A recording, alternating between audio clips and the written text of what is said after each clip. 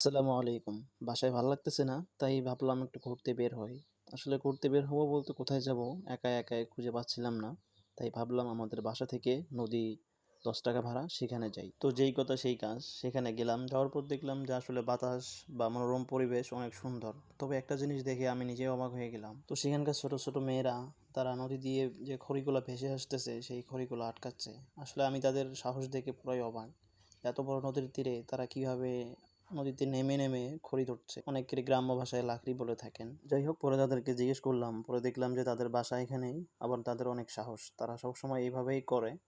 তো পরে ভাবলাম যে হয়তো এটা ওদের কাছে কোনো ব্যাপার না। তাই হয়তো ওরা নদীতে নাইমা খড়িগুলো আটকাচ্ছে বা খড়িগুলো ধরতেছে। তবে হ্যাঁ, এটা আমাদেরকে মানতে হবে, যাদের বাসা নদীর তীরে তাদের একটু সাহস সবসময় বেশিই থাকে। তবে হ্যাঁ, আপনাদেরকে একটা কথাই বলবো, যখন আপনার ভীষণ মন খারাপ থাকবে তখন এরকম বড় নদীর তীরে যাবেন। খোলা আবহাওয়া বা খোলা বাতাস যখন খাবেন, এমনিতেই দেখবেন মন ভালো হয়ে গেছে। বিশ্বাস না হলে একবার ট্রাই করে দেখতে পারেন। ধন্যবাদ।